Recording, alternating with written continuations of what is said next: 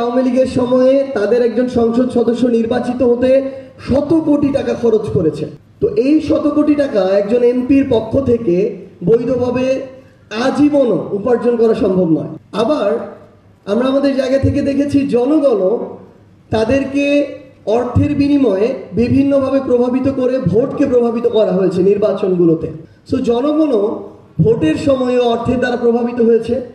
তাহলে আলটিমেটলি এখানে যে বিষয়টা দাঁড়িয়েছে, এই অর্থ দ্বারা জনগণকে প্রভাবিত করা যায়। রাজনীতিবিদদের অর্থ প্রয়োজন, এস্টাবলিশমেন্টের সাথে ফাইট করার জন্য অর্থ প্রয়োজন, এবং এই অর্থের জন্য তারা আবার বিজনেসম্যানদের সাথে বিভিন্ন অনৈতিক ইলিগাল নেগোসিয়েশনের মধ্যে হাত মিলিয়েছে। এবং এই রাজনীতিবিদরা সরকারের টেন্ডার থেকে শুরু করে যত বিজনেস অপরচুনিটি আছে এগুলো একদম ইলিগালি অযৌক্তিকভাবে কিছু মানুষের মধ্যে কুক্ষিগত করে ফেলেছে। সকল সুযোগ সুবিধা ওই অল্প কিছু মানুষের মধ্যে গিয়েছে। এরকম একটা আমরা আমাদের জায়গা থেকে চক্র দেখেছি। তারা পাওয়ার যোগ্য হোক আর না হোক তারাই পাবে। আমরা দেখেছি চট্টগ্রাম বন্দর 2-1টা নামের মধ্যে সীমাবদ্ধ। আমরা দেখেছি ঢাকার যে বিজনেস হাব, কিংবা আপনি যদি দেখেন ব্যাংক যেগুলো রয়েছে, আপনি যদি দেখেন মিডিয়া যেগুলো রয়েছে, অল্প কিছু মানুষের হাতে এগুলো কুক্ষিগত।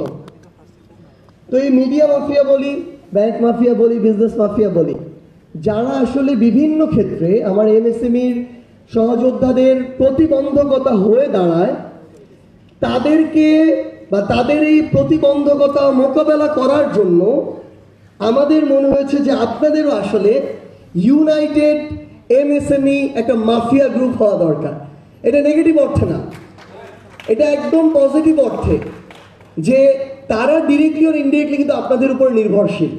সেটা আপনারা যে ছোট ছোট বিষয়গুলো দিয়ে তাদেরকে সাপোর্ট করেন, তারা কি করে আলটিমেটলি আমরা যেটা দেখলাম যে বড় বড় মানে যেরকম টেন্ডার থেকে শুরু করে এভরিথিং যে বিষয়গুলো আছে বিজনেসের সাথে সম্পৃক্ত, তারা এগুলোর শুধু মানে একটা বড় উঁচু চেয়ারে বসে ছড়ি ঘুরায়।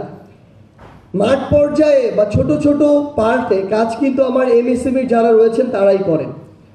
সো তারা যদি তাদের জায়গা থেকে একটা ইউনাইটেড ফর্মে আসতে পারেন, যে একটা নির্দিষ্ট রেসপেক্টফুল একটা নেগোসিয়েশন অ্যান্ড বিজনেস পর্যন্ত আপনাদের মধ্যে এই সমন্বয়টা থাকবে, কিন্তু যখন আপনাদের উপর একটা চাপিয়ে দেওয়া হবে, শোষক রূপে আবির্ভূত হবে, তখন আপনি যেন তাদেরকে ত্যাগ করে আপনারা একসাথে ইউনাইটেড হয়ে একদিকে দাঁড়িয়ে যেতে পারেন।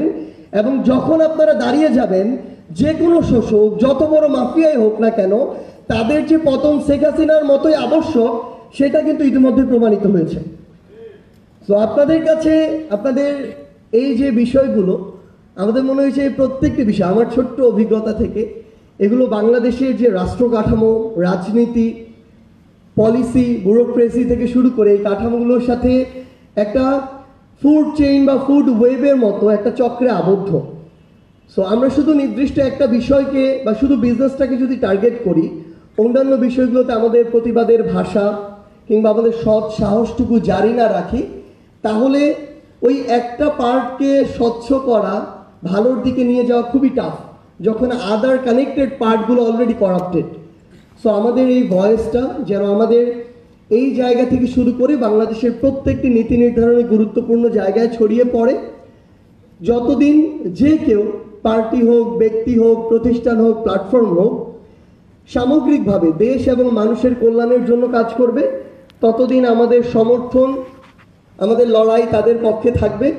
আর যদি কেউ এই নীতি, নৈতিকতা, আদর্শ থেকে বিচ্যুত হয়, তাহলে তাদের সাথে আমরা আর আমাদের কোনো সঙ্গ দেওয়ার প্রয়োজন বোধ করব না।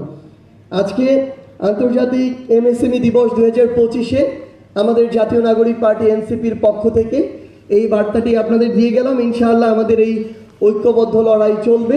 আপনাদের সাথে আমাদের অবশ্যই দেখা হবে, হয় রাজপথের কোনো সংগ্রামে অথবা বিজয়। ইনকিলাব জিন্দাবাদ।